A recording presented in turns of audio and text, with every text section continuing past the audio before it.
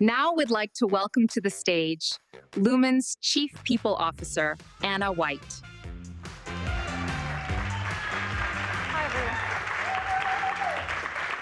Hi, everyone. Thank you so much for spending the day with us, and especially thank you for your super active engagement. I love it. Not only at the big forum in our panel, we loved your questions, but also at lunches, in our one-on-ones, so fun. So thank you for that. So before I dive right into my topic, I also, similar to Kai, wanted to share why I came to Lumen.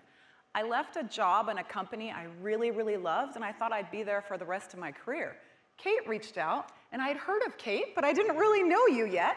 And we had a one-on-one. I'm like, she's amazing. She's looking to transform a company in a super significant way from a technology, a business, and a people perspective, and disrupt an entire industry. So I thought about it for a long time, and I thought this, I did. It's rare for me. I'm a quick decision maker, but it's hard to leave something you love. So thanks for your patience. I appreciated the patience. But I thought this is an absolute opportunity to make history with this turnaround. And Kate puts people first. A lot of CEOs say they put people first and culture first, but Kate really, really does. So I'm so happy that I'm here to talk to you about how our culture is really fueling our transformation. And you've all seen this. We are really transforming to become the trusted network for AI. And given all the change that I talked about from a business, a technology, and a people perspective, we knew we needed to double down on culture in a very significant way. And so that's what I'm going to talk to you about. I'm going to walk you through these 4 steps, and they're really, really simple, but they're actually easier said than done, I would say. Starting with defining the culture, it's really important that you determine what are the behaviors you want every single employee to live and breathe every day to ensure your long-term business success. The second one is one of the most important ones, in my opinion. How do you empower and enable your leaders to live the culture and then hold them accountable to do that? And if they don't, they should not be here, in my opinion. Then what we did is we infused our culture, which I'll share with you in just a moment, our Luminate culture, into everything, our programs, our processes, our communications, so they weren't just words on a wall or words on the slide. They were actively lived, and they were in the system of the way we worked. And then last but not least, one of my favorite ones, because I'm a math major, is measuring success with analytics. So not only internally, which many companies just focus on their culture within their own 4 walls, what is the sentiment of your employees, which is extremely important, but also what are others outside of your company saying about you, customers, partners, analysts, investors, and community. So we're looking at that as well, and that's what I'm going to share with you today. But the thing I also wanted to tell you, in case anyone's skeptical about culture, I'm a firm believer if you truly double down on your culture, you're going to see massive business performance and success. I was at Microsoft almost 20 years, F5 5 years, and now Lumen for 2 years. And when we doubled down on the culture in very significant ways, we saw massive stock price acceleration after that double down. So it's very quantifiable as well. So let's start with how we define the culture. When Kate came in, she was very clear on teamwork, trust, and transparency, and other key behaviors that could really take Lumen to the next level. And she meant what she said. And when we brought in a new leadership team, we also tested for that. We wanted to make sure everyone aligned fully with these behaviors. Clarity is one of the most important things when you're undergoing a transformation. People are overwhelmed. You're trying to change so many things. You have to have crystal clarity, and clear is kind. It's not always easy to have clarity, but we double down on that. Customer obsession. We really try to center our decisions on what is best for the customer at all times. So important. Courage. Courage is one of the most important things I would say at Lumen. When we're going through such a large transformation, you can't do incremental small things. You have to have courage and take risks. And if those risks don't turn out, or that bet didn't work out, you must have a growth mindset. You cannot be a knower. That's very old school, especially in the age of AI. That no longer flies.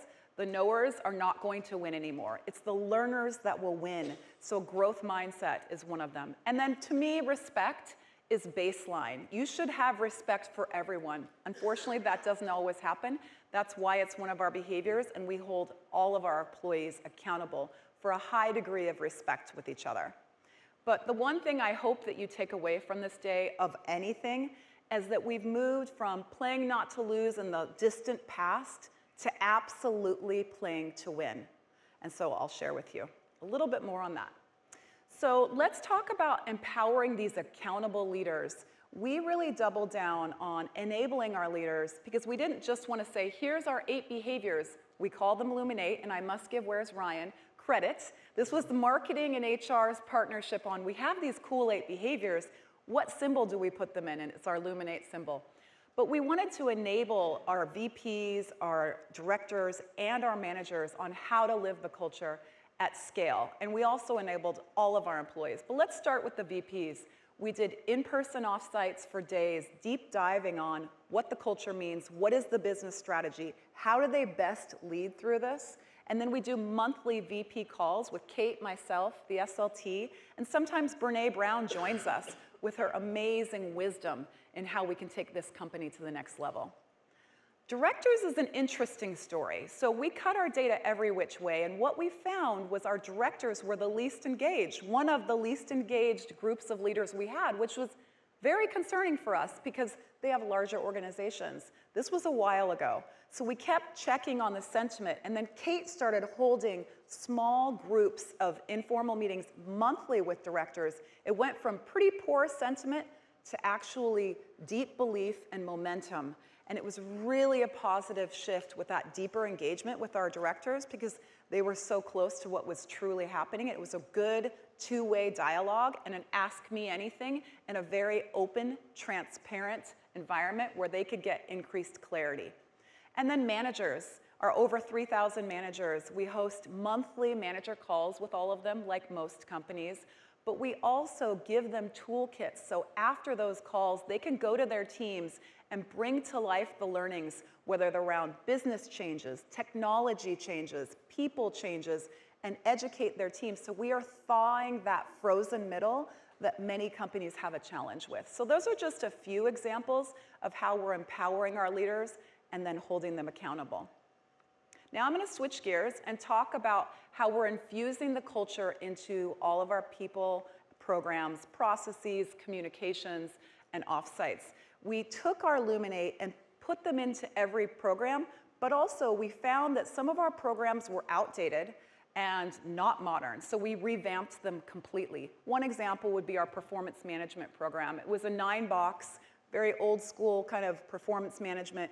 We blew that up and infused Lumen 8 and said, your rating, your compensation is going to be determined in 2 ways with 50% on each. The first one is your impact against your goals, how you perform against your goals for the year, your what.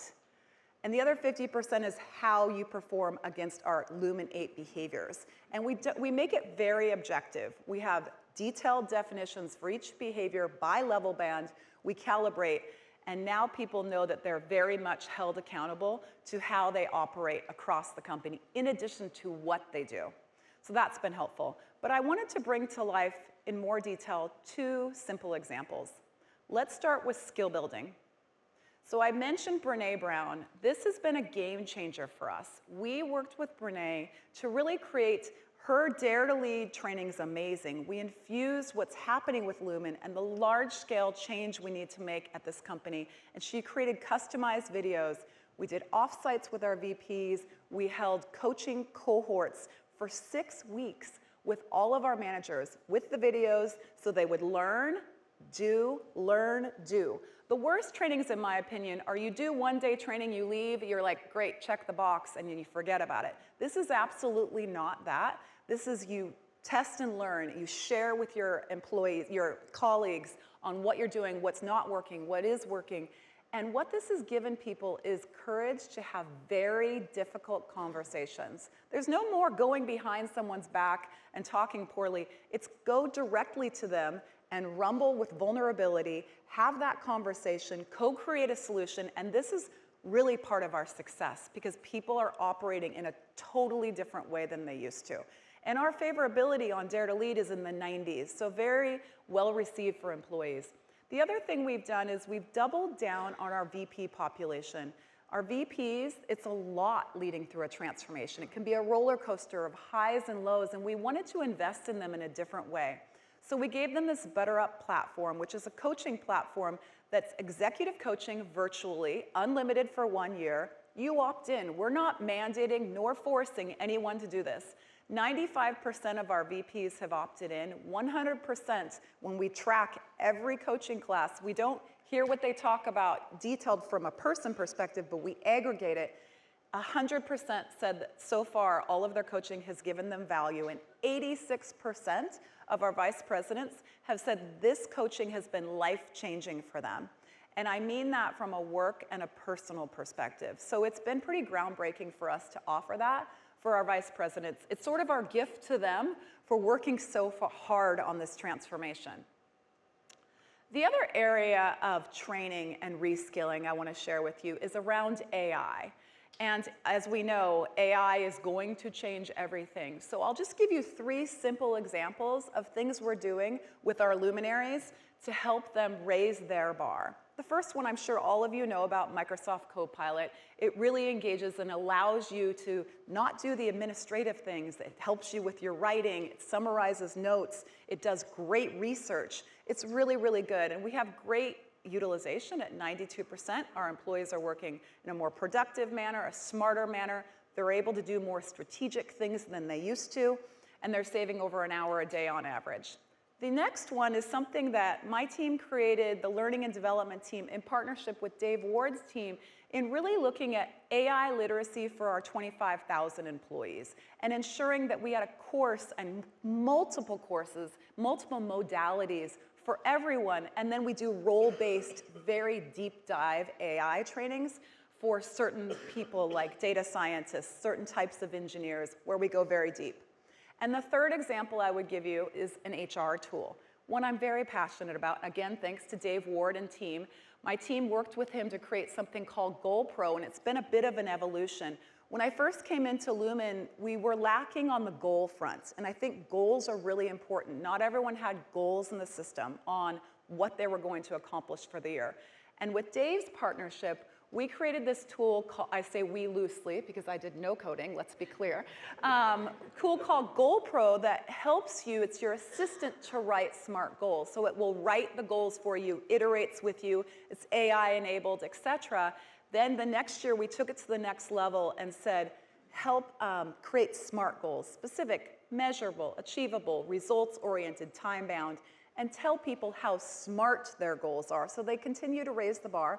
And my favorite functionality that we've added is alignment, goal alignment. So when you point up to your manager and your manager looks at the direct reports, this tool will tell you 86% of your directs are aligned to your goals. Their goals are aligned to your goals.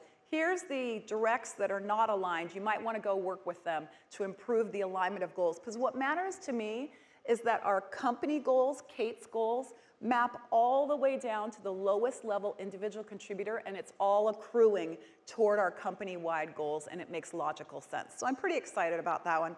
And last but not least, we have a Casey, an AI agent where you can do courageous conversations. Let's say you're going to have an employee conversation and you want to practice in a safe environment. You can type out what type of employee you have, or you can say verbally what type, and then the Casey becomes that employee, does the role play with you, and then gives you feedback so you're ready for success when you get to the real conversation. The second example I'll give you is on recruiting. So this is an example where we took our Luminate behaviors and we infused them clearly into our career site and other areas. So when candidates looked, they could see, oh, I think I would like a culture like that. And then when they interview, we do a pre-hire assessment that says how they might map from a capability and competency perspective. And last but not least, our interviewers are assigned a behavior to ask behavioral questions to see how would they do in this environment from a how perspective. So that's another example. And then when we think about recruiting, There's a few key things that differentiate us from other companies, other tech companies, other telecommunications companies. The first one will not be a shocker. It's the culture, definitely. The second one is the leadership vision. And the leaders at Lumen, the new leaders, the leaders we've had for a long time, they're really excited about this momentum and able to bring in great talent. The third one is flexibility. And not a lot of companies do this, but we allow employees to choose how they work, where they work from, when they work. In general, we offer a high degree of flexibility, which is a real differentiator. And the last one I have a lot of passion for is benefits. We try to differentiate our benefits to allow our employees to thrive both at work and at home, especially in moments that matter. Because when you're there for an employee in a moment that matters, they will never forget that. And so that's something my team focuses a lot on. Now let's move to the last category, because I know it's the end of the day, you want to get to the end. We're going to measure success. And let me start with the in-company success. That's important, but it's not all of it. So we revamped all of our surveys to center a little bit more around culture. And you can see all the stats. I won't walk you through all of them. But what I will tell you is a from to. So back in early 2023, more at the beginning phases of the culture change, we did a sample survey on how people thought the teams were living Lumen 8. It was pretty bad. It was like 60% favorable, but we had just started, to be fair. Now we ask about each of the 8 behaviors and ask them to rank each behavior in how their team demonstrates. Now the favorability lowest is 84% favorable and the highest is 91% favorable. So it's a nice from to there. But my most favorite stat definitely is when we ask employees to look upward at their manager and say, is their manager role modeling the Lumen 8 behaviors? To me, that's the best question. Because a lot of times when you tell people to rate themselves or their team, it might be higher, but when you ask about their manager, our employees rate our managers at 90% favorability in living Lumen 8. So I give a lot of credit and kudos to the leaders in the room from Lumen for really role modeling and helping their broader base of managers to live this culture. It's a differentiator. And then you can see, don't worry, I'm not going to walk through these testimonials. You can see them on the slide, but they're kind of fun because numbers are one thing, but I like testimonials as well. And then we're not just talking about culture. We want to see externally what are people saying. And we've won dozens and dozens of awards around our culture. These are just a few of them. But that's not as important to me, these awards, as what our customers, our partners, our investors, our analysts, and our community are saying about Lumen from a cultural perspective. So let's switch gears to that. Culture truly drives business change. One of my favorite things when Kate is asked by the media, oh, is AI saving Lumen? Her answer is no, our culture is saving Lumen. And I love that, and it's true. So when you think about the over $9 billion of deals in AI-related deals in 1 year, think about the behaviors that were lived on Ashley's team, on the whole hosts of teams at Lumen. Teamwork, trust, transparency, customer obsession like none other, and courage. So that was really exciting to see that come to life. The other example I'd give you is one of our largest investors asked to meet with us a few times a year to learn about what we're doing the latest and greatest on our culture change. And that investor then incorporates that learning from what we're doing into his company and shares that with his clients and his customers, which that's one of my best days out of the year, to talk to an investor where you get to talk about the cool things you're doing around the culture. And then the last example I would give is one with Kai. Kai, I'm sure you'll remember this. We were in the Denver office, and I was standing in front of the elevator, and Kai walked up with someone. It turns out he was the president of one of our largest partners that's helping with the amazing work that Kai's team's doing. And he said to us, what an amazing culture he feels from this company. And he actually gave us an example of when something went really, really wrong and how luminaries treated them as a partner. He said other partners would have done a beatdown, it would have been a nightmare. With us, we had trust, transparency, clarity, and co-created a solution for impact. And he goes, you bet I will treat you very well, given how you treat us and your culture. I want to hear more stories like that so that it's external as well as internal. So that's a little bit about how we measure success. And then today you've heard from a few different leaders, starting with Kate, about our business strategy and the 3 pillars that I couldn't be more excited about. So when the business comes up with a great strategy like that, the people strategy better map to that very, very well and better enable your people to really achieve that strategy. And so my team really doubled down and did a lot of research and a lot of work on how we could create our 3-year people strategy. And so we did a lot of external research, meeting with folks like all of you, learning about the big trends with AI, automation, reskilling, upskilling, employee preferences, as well as internally deep dove on our business strategy to fully understand what would be needed from a people perspective. Did interviews with Kate, the SLT, my HR leaders, and then we used collective intelligence and, you can imagine, AI. So when I would share like our SWOT analysis for the company and our SWOT analysis for HR with my HR team, I would use Copilot and I would ask them to give feedback on our SWOT in our chat. And then we'd use Copilot to summarize the feedback and decide how we're going to edit the SWOT, edit our strategy based on collective intelligence. So that was the how, and this is the what. So just at a very high level, we're building an agile, AI-enabled, skills-powered company. And HR is really enabling transformation at scale, empowering our luminaries, cultivating culture, and unlocking the full value of Lumen. So there's 3 pillars. You see the theme of 3.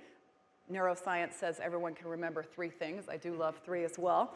But at the very bottom, of course, you see the foundation of our Luminate culture. And in the middle, you see championing AI to modernize and simplify HR. That means you'll see AI is infused into all of our pillars so that we're most modern HR team we can possibly be. So starting with the first pillar, really enabling transformation to a digital network services company. That means org charts of today are no longer going to be org charts of tomorrow. We need to operate in a much more agile, squad-based model with a lot more flexibility, new operating models, new ways of working. It's very exciting, and we're driving the transformation in a really different way. The second one has a lot to it, but I'll keep it simple. Building future-ready talent.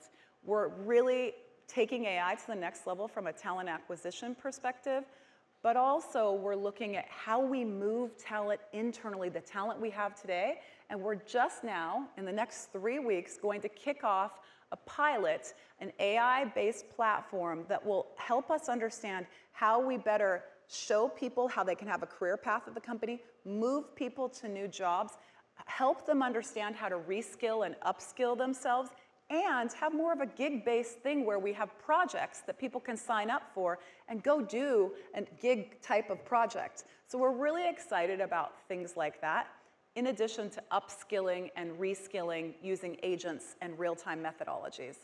The last pillar, the third pillar, is really continuing to double down and intensify the work that we do around our culture because it's proven success so far, and we want to see that increased momentum.